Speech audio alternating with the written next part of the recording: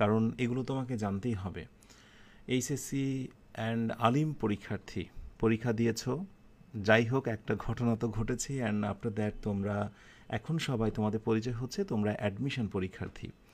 Admission পরীক্ষা দেওয়ার এই প্রাককালে বিশেষ করে তোমাদের কিছু বিষয় তো অবশ্যই জেনে রাখা দরকার। তার ভিতরে নাম্বার 1 হচ্ছে একটা টার্গেট ফিক্স করা দরকার, যেটি আমি গত ক্লাসেও বলেছিলাম যে একটা টার্গেট থাকতে হবে যে আমি কোথাকার জন্য প্রিপারেশান নিতে চাই, আমার মেইন লক্ষ্যটা কী। তো আশা করি সেটা হয়তো বা ফিক্স করেই ফেলেছো যে ঢাবি মানে ঢাকা বিশ্ববিদ্যালয়, রাজশাহী বিশ্ববিদ্যালয়, জাহাঙ্গীরনগর বিশ্ববিদ্যালয়, চট্টগ্রাম নাকি গুচ্ছ, এই তো মোটামুটি এই 5টা দিয়েই তো পুরো বাংলাদেশের পরীক্ষাগুলো কাভার হয়ে যায়। যদি তুমি সায়েন্সের স্টুডেন্ট না হয়ে থাকো, সায়েন্স হলে সেখানে আলাদা করে আমরা বুয়েট বলতে পারি, রুয়েট, কুয়েট, এটা অন্য কথা।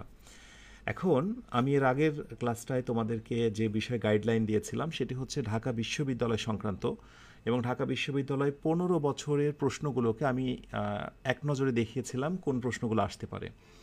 আজকের এই ক্লাসটি একই সাথে তোমাদের 2টা শ্রেণীর জন্য খুব ইম্পর্টেন্ট, বিশেষ করে এই বছর তোমরা যারা ভর্তি পরীক্ষা দেবে, এই বছর যারা ভর্তি পরীক্ষা দেবে, আর বিশেষ করে তোমরা যারা সেকেন্ড টাইমার রয়েছ, অর্থাৎ যেটাকে আমি বলছি যে দ্বিতীয়বার তোমরা যারা পরীক্ষা দিচ্ছ এবার, তোমরা নিশ্চয়ই জানো যে রাজশাহী বিশ্ববিদ্যালয়ের সেকেন্ড টাইম পরীক্ষা রয়েছে। তাহলে সেকেন্ড টাইম পরীক্ষা দেওয়ার ক্ষেত্রে কোন বিষয়গুলো ফলো করা দরকার সেটিরও চমৎকার একটি ডিরেকশন পেয়ে যাবে আজকের ক্লাস থেকে।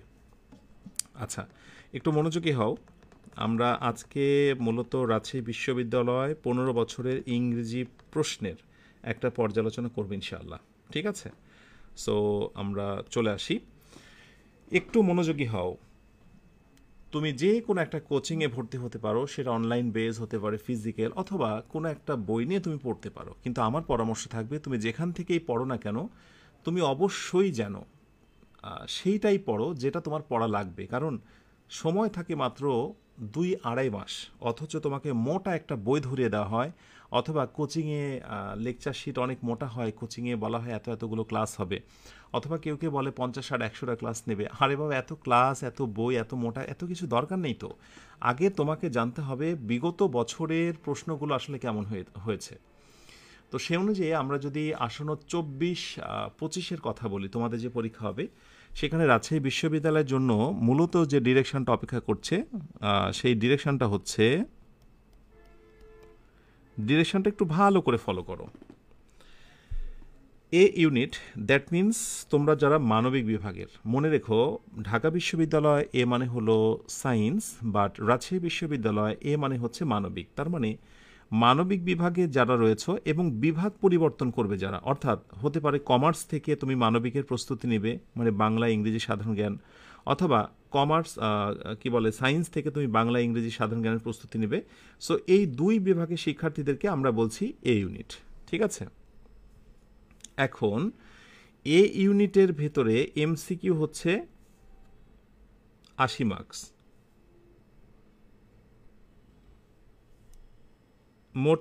মোট এমসিকিউ হচ্ছে কত?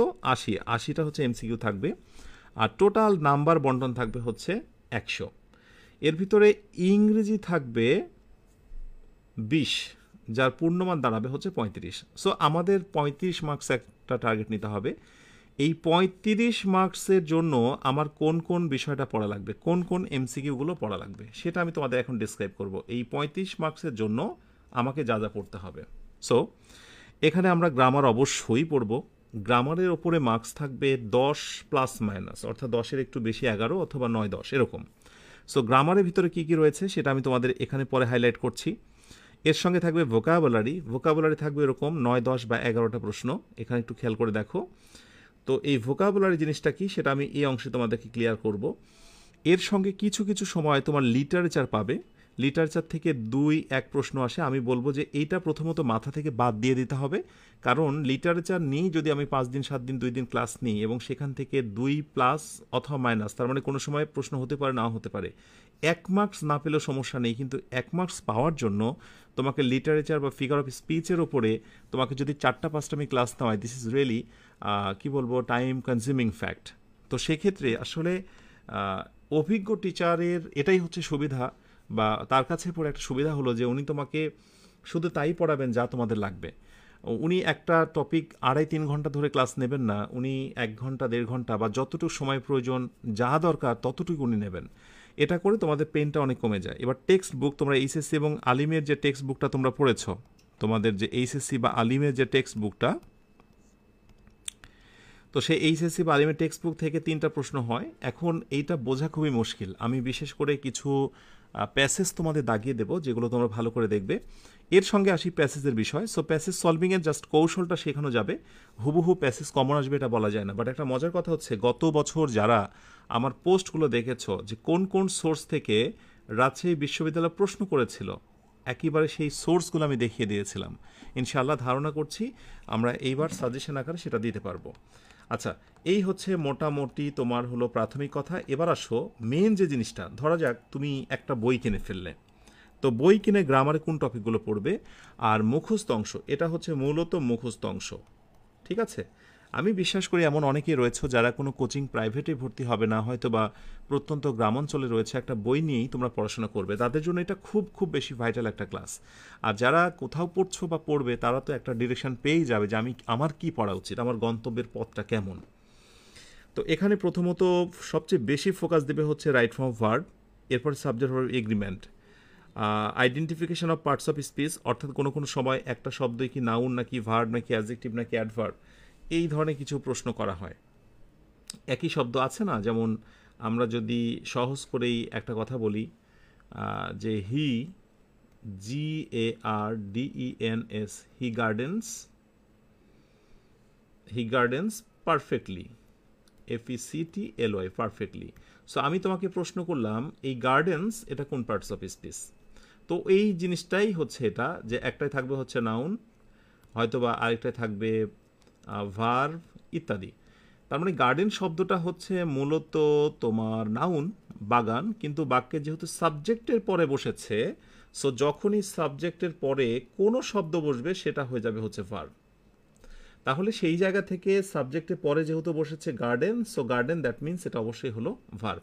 এই টাইপের প্রশ্ন হচ্ছে যে identification of parts of speech, এই যে এইটা identification of parts of speech, এইটা ঠিক আছে, এইটা। আচ্ছা, সো এইটা হচ্ছে সেটা। আর interchange of parts of speech, যে এই শব্দটা নাউন কি, এই শব্দটার ভার্ব কি, এটা হচ্ছে এটা। আর কনফিউজিং কিছু ভার্ব আসে, বিশেষ করে লাই, যেমন যে লাই মানে শুয়ে থাকা, যে লাই মানে মিথ্যা বলা, এই লাই নিয়ে তো অনেক সমস্যা, রাইট? সো এই টাইপের কিছু প্রশ্ন আসবে। এর সঙ্গে মডেল ভার্বে কিছু ব্যবহার, আর্টিকেল। এই 6 পর্যন্ত যদি কেউ পড়ে গ্রামার অংশে মোর দ্যান 80% তার কাভার হয়ে যাবে। তার মানে তুমি যখনই যে কোনো বই থেকে পড়তে যাও, রাবি কেন্দ্রিক পড়তে গেলে এই কয়েকটা টপিককে তোমাকে ফোকাস দিতে হবে। এরপরে বাকি যেগুলো আছে কোনো কোনো সময় দেখা যায় এগুলো প্রশ্ন 2-1টা হয় অথবা হয় না। আর আর্টিকেল না পড়লেও তুমি কমন পাবে, ট্যাগ কোশ্চেন তুমি না পড়লেও কমন পাবে, খুব বেশি আহামরি কঠিন দেয় না। তাহলে এই 7 এবং 8টাকে যদি আমরা বাদ দিই, তাহলে দেখো আমাদের কিন্তু লেসনগুলো কমতে শুরু করেছে। ন্যারেশন এবং ভয়েস চেঞ্জ যেটা আসে একেবারে মৌলিক বিষয় থেকে আসে, তুমি চাইলে এটা বাদ দিতে পারো, এটা টাইম ওয়েস্ট করে 2-3 দিন পড়ার দরকার নেই। ফ্রেজ এবং ক্লজটা আমি পড়তে বলবো, আর সেন্টেন্স কারেকশনটা আমি অবশ্যই পড়তে বলবো। সো এই 1 থেকে হলো, তাহলে আমি একটু মিশিয়ে দিই, একটু খেয়াল করো। ফাইনাল আমাদের সাজেশনটা কী দাঁড়াচ্ছে, একটু ওয়েট করো। ফাইনাল আমাদের সাজেশন দাঁড়াচ্ছে হলো 1 থেকে একেবারে 6 পর্যন্ত, ঠিক আছে। তারপরে হলো 11, 10 আর হচ্ছে 11, এই ঠিক আছে। এই হচ্ছে তোমার পড়ার জন্য ডিরেকশন। ব্যাস এভাবে তুমি সুন্দর করে সাজিয়ে নাও। সেকেন্ড টাইমার হলে এটা একটু ফলো করতে থাকো, আর যদি এইবারই পরীক্ষা দাও তাহলে এটি তোমার জন্য গাইডলাইন হবে। আর এর সঙ্গে আসি মুখস্থ অংশের বিষয়, মানে এখানে যার যত ধৈর্য সে তত ভালো করবে, কিন্তু বিষয় হলো যে এত পরিমাণ কোনটুকু পড়বে এটা হচ্ছে গুরুত্বপূর্ণ বিষয়। সেক্ষেত্রে মানে যে কোনো একটা বই নিয়ে তুমি সিনোনিম এবং অ্যান্টোনিমটা ফার্স্টেই পড়া শুরু করবে, সিনোনিম এবং অ্যান্টোনিম, তার সঙ্গে স্পেলিং, প্রেপোজিশন, এই ইডিয়ম এবং সাবস্টিটিউশন ওয়ার্ড, এটাকে ফোকাস দেবে বাট সবার শেষে। তার মানে তুমি পড়বে 1, 2, 3, 4। আর অ্যানালজি এবং ট্রান্সলেশন এটা তুমি পড়বে না, কারণ যে একটা অ্যানালজি আসবে সেটা কমন আসে না সাধারণত, ট্রান্সলেশন বিগত সময় থেকে কমন আসে না এবং আসলেও মৌলিক আসে। তাহলে আমি তোমাকে দেখো কি করলাম তোমার সুবিধার্থে, আমি এখানে একটু কাজ করি, তাহলে প্রথম থেকে আমি তোমাদের জন্য সাম আপ করে দিই পুরো বিষয়টা। তাহলে তুমি পড়বে হচ্ছে 1 থেকে 4 পর্যন্ত, 1 থেকে 4 পর্যন্ত পড়বে। 4 এবং 5 এবং 6টা তুমি কেটে দেবে, ঠিক আছে? অ্যানালজি এবং ট্রান্সলেশনও তুমি কেটে দেবে। যদি সব মানে বলবো যে যদি পড়তে চাও তাহলে একটা টপিক আমি এখানে পড়ার মতো রাখবো তোমাদের, সেটা হচ্ছে আচ্ছা এটা রাখলাম, এর সঙ্গে হচ্ছে ইডিয়মটাকে আমি রাখবো, ঠিক আছে? ওকে ডান। তাহলে আমরা যদি এইভাবে পড়াশোনাটাকে যদি চালাতে পারি, তাহলে তুমি একবার ইমাজিন করো তো যে একবার তুমি ইমাজিন করো তো যে পড়াশোনাটা কত চমৎকার হয়ে যাবে তোমার জন্য। অনেক চমৎকার হয়ে যাবে না? অনেক চমৎকার হয়ে যাবে। সো আই থিঙ্ক যে তোমরা এইভাবে মেনটেন করে পড়াশোনা চালিয়ে যাবে। একটা চমৎকার গাইডেন্স যেটা তোমার জন্য খুব দরকার ছিল। আর এরপরে আমি তোমাদেরকে বলবো যে অপেক্ষার প্রহর শেষ হতে চলল। ভর্তি প্রস্তুতির ক্ষেত্রে প্রশ্ন ব্যাংক একেবারেই তোমার ঢাবি, রাবি, জাহাঙ্গীরনগর, চট্টগ্রাম গুচ্ছ যতগুলো আছে এই সবগুলোরই হচ্ছে তোমার বাংলা কি কি পাবে, ইংরেজি, সাধারণ জ্ঞান, কোনো কোনো জায়গাতে আইসিটি অ্যান্ড ম্যাথ রয়েছে। এই সবগুলোর প্রশ্ন তুমি ব্যাখ্যা পাবে 2011 সাল থেকে শুরু করে 2023 পর্যন্ত লাস্ট হয়ে যাওয়া প্রতিটারই এক্সপ্লেনেশন পাবে। বইটার নাম যেহেতু রেখেছে অ্যাকিউরেসি, চেষ্টা করবে ইনশাল্লাহ সবচেয়েতে তথ্যগুলো নির্ভুল দেওয়ার জন্য। আর এর সাথে অবশ্যই যখনই যে ক্লাসটা হবে সাথে রাখবে এমসিকিউ ম্যাজিক। পর্যাপ্ত প্র্যাকটিস রয়েছে। গতবার বা বছর এটি ছিল গ্রামার অংশের জন্য এমসিকিউ, এটার সঙ্গে এবার ভোকাবুলারি যুক্ত করা হয়েছে। সো গ্রামার এবং ভোকাবুলারির জন্য পূর্ণাঙ্গ ইংলিশের একটা বই হচ্ছে এমসিকিউ ম্যাজিক, আর অ্যাকিউরেসি হচ্ছে প্রশ্ন ব্যাংক। অপেক্ষায় থাকো, ভেরি সুন চলে আসবে। তাড়াহুড়ো করো না, ইংলিশ মজা পেজে নজর রাখো, আশা করি সকল আপডেটটা পেয়ে যাবে। তাহলে মনে হয় শেষ করা যেতে পারে আজকের আয়োজনটি। ইনশাল্লাহ তোমাদের সবার সঙ্গে কথা হবে পরবর্তী আয়োজনে। চোখ রাখো, এভাবে ধারাবাহিকভাবে আমি ঢাবির মানবিক বিভাগের কোয়েশ্চেন্স প্যাটার্ন নিয়ে কথা বলেছি, রাবি নিয়ে কথা বললাম, এরপর চট্টগ্রাম, জাহাঙ্গীরনগর এবং গুচ্ছ সবগুলোই ধারাবাহিকভাবে দিতে থাকবো এবং সেখান থেকে চমৎকার একটা কনসেপ্ট পেয়ে যাবেন ইনশাআল্লাহ। তাহলে শেষ করে আজকের আয়োজনটি। আর সবশেষে এটিও জানিয়ে রাখি, এক বিশাল ছাড়ে অ্যাডমিশন কোর্সের বিশাল ছাড়ে ভর্তি চলছে। এখন কোর্স ফি 3000 টাকা, কিন্তু 1 সেপ্টেম্বর পর্যন্ত এই 3000 টাকার পরিবর্তে কোর্স ফি হয়ে গেছে মাত্র 1500 টাকা। একেবারে 50% লেস।